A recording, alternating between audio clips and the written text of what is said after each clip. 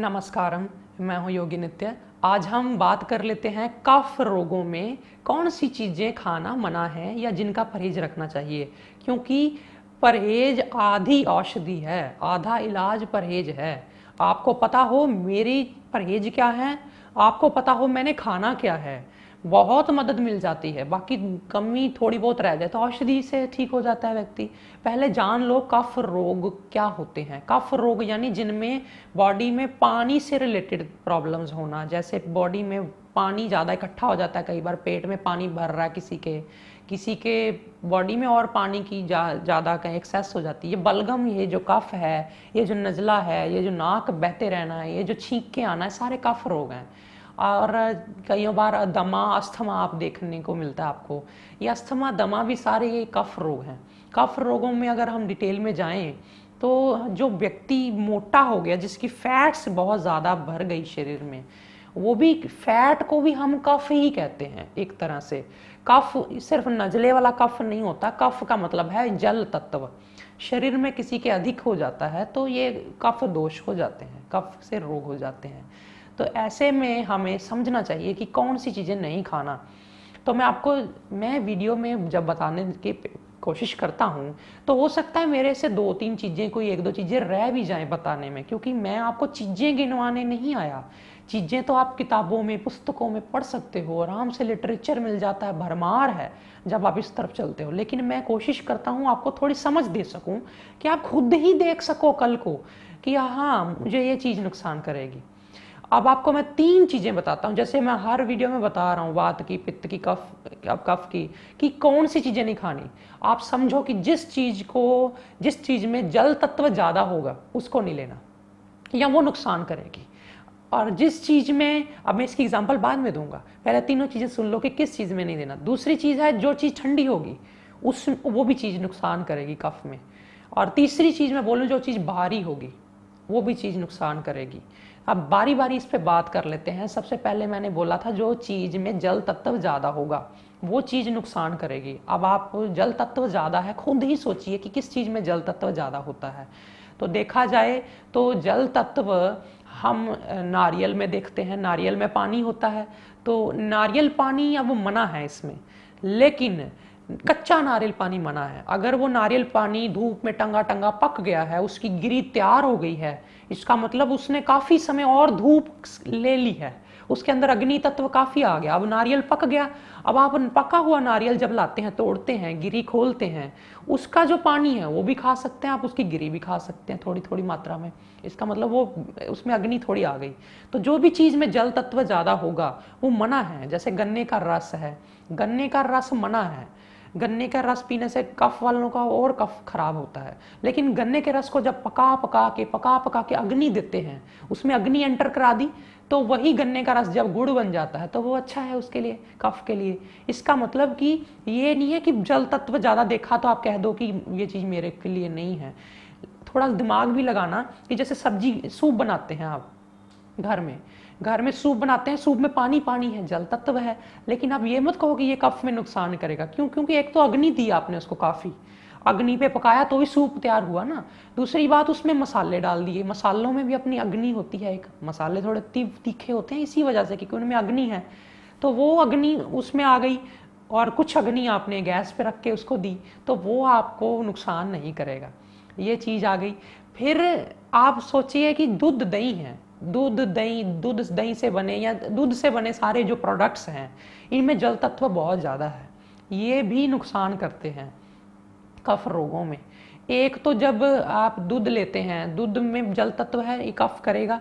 अगर आप इसमें थोड़ा मोटी इलायची या थोड़ा इसमें पिपली डाल दें, ऐसी चीज़, या हल्दी डाल के उबाल लें, तो फिर वही बात आ गई ना कि मसालों की गर्मी उसमें आ गई, तो वो आपको कफ में नुकसान नहीं करेगा। ये थोड़ी समझने की कोशिश करो कि जल तत्व वाली चीज़ें मना है, लेकिन उनको किस तरह से आप ले सकते हो। ये एक चीज़ हो गई जल तत्व की बात। ठंडा जल तत्व का मतलब ये कि जैसे आप मॉइस्चर वाला मौसम, जैसे नमी वाला मौसम, जब बरसातें चल रही हैं उस समय भी आप थोड़ा परहेज रखें, अपने ऊपर थोड़ा कोई काबू रखें कि अपने आप को गर्म करते रहें, चाहे मालिश से करो, चाहे फिर वो गर्म क्वाथ पेय या गरम गरम चाय पी के करो, ज़रूर करो। हालांकि आप कह सकते हो कि दूध से बनने वाला घी है, मक्खन है, इसकी क्या आपकी राय है? तो मैं आपको बताना चाहूँगा कि मक्खन में जल तत्व ज़्यादा है। जब आप मक्खन को गैस पे रखते हो तो उसमें जल अलग हो जाता है, तो और मक्खन वो छिड्डी बन जाता है, फिर घी अलग रह जाता है, जल थोड़ा उड़ भी जाता है जल के, तो घी बन गया। अब वो वाला घी जो है ना, वो आप कफ रोगों में यूज़ कर सकते हैं, लेकिन घी भी कच्चा ना हो। घी हम क्या करते हैं, एक घी होता है जिसको पूरा पका लिया, उसके अंदर जरा भी पानी नहीं रहता।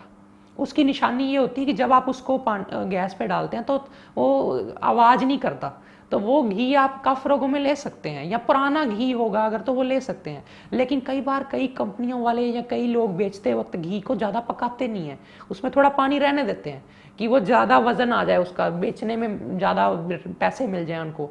तो वो वाला घी जो होता है ना, उसमें पानी होता है, वो क्लियर नहीं होता, क्रिस्टल क्लियर नहीं होता, तो वो वाला मैला सा घी दे देते। उसको भी थोड़ा ध्यान देना, कफ रोगों में वो नुकसान करेगा। बाकी मक्खन तो मत ही खाओ, कफ वाले घी को प्रेफर करो। फिर ये जल तत्व वाली बात से आगे बढ़ते हैं। मैंने बोला ठंडी चीज़ें, अब ठंडी चीज़ें, गन्ने का रस भी ठंडा है, आप तरबूज ले लें, वो भी जल तत्व भी है, उसमें ठंडा भी है। आइसक्रीम ले लें, हालांकि आइसक्रीम की तसीर गर्म है, वो लीवर को गर्म करती है, लेकिन पेट में या बॉडी में जाके एक बार उसकी ठंडक जब चढ़ती है तो वो भी एक नुकसानदेह है। पैरों से ठंडक ना चढ़े, ठंडी चीज़ों की मैं बात कर रहा हूँ, तो पैर जुराबे डाल के रखें मौसम बदलते वक्त, सर्दी में या मॉइस्चर में। और ठंडी चीज़ों की बात करें तो आप गोंद कतीरा या बहुत ज़्यादा ठंडा ठंडा शरबत, ऐसी चीज़ों का परहेज रखें कि एक्सेस में नहीं जाना।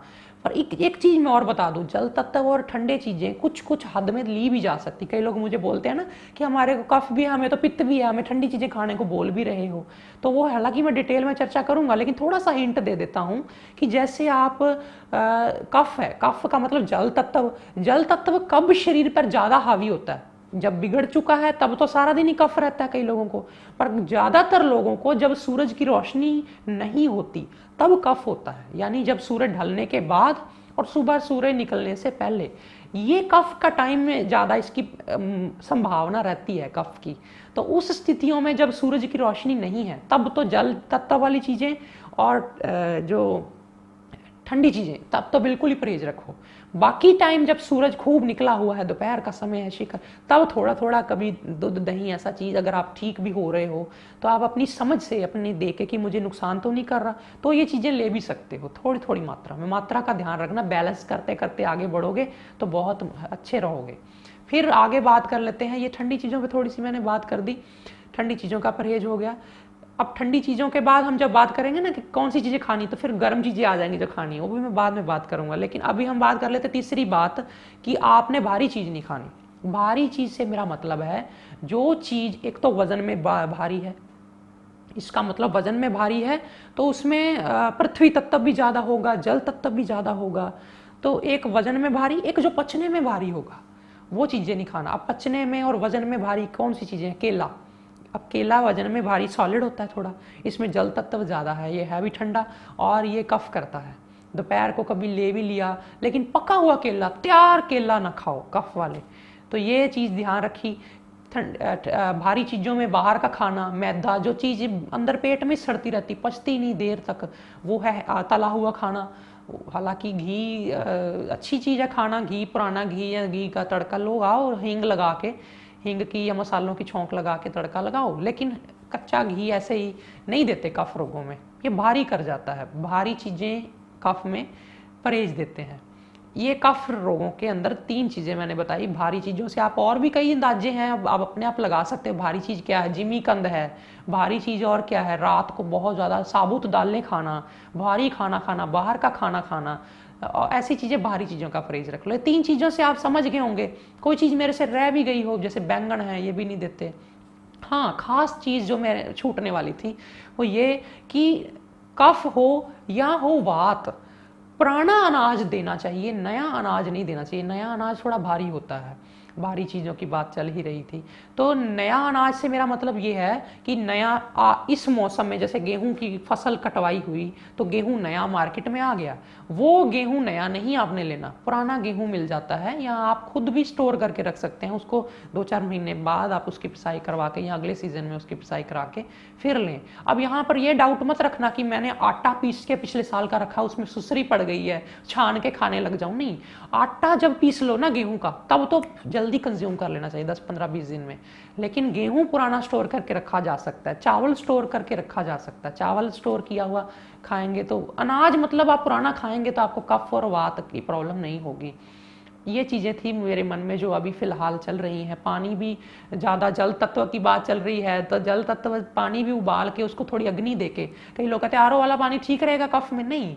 आरओ वाले पानी में आपने गंदगी तो छान ली लेकिन उसको अग्नि नहीं दी ना, इसलिए आप अग्नि दो, उसको थोड़ा पका लो पानी को पीने से पहले। बेशक वो गर्म हो, गुनगुना हो या नॉर्मल टेम्परेचर पे भी आ जाए तो भी वो कफ रोगों में फ़ायदा ही करेगा। सोना डाल के चार्ज कर लिया पानी को, मिट्टी के बर्तन का पानी, मिट्टी का बर्तन भी नया लेके आए हो तो मिट्टी के बर्तन का पानी भी ना लो।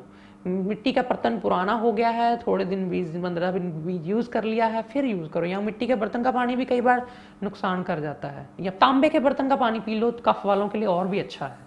तो ये चीज़ें थी जो आपको बहुत ज़रूरी थी आपके लिए जानना। मेरे ख्याल से आप इनको आजमाइए और स्वास्थ्य की ओर एक कदम और बढ़ाइए, औरों की भी मदद करिए।